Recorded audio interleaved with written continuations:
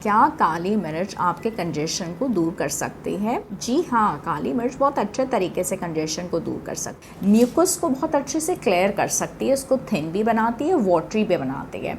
अगर आप उसका सही तरीके से इस्तेमाल करें तो खाने के ऊपर भी आप काली मिर्च का पाउडर स्प्रिंकल कर सकते हैं, तब भी इससे बहुत अच्छे तरीके से फ़ायदा होगा।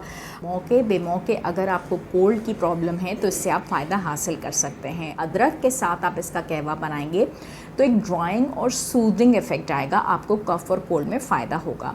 इसको आप कंबाइन कर सकते हैं शहद के साथ और नेचुरल कफ से आपको फ़ायदा हो जाता है, इसको सप्रेस करती है।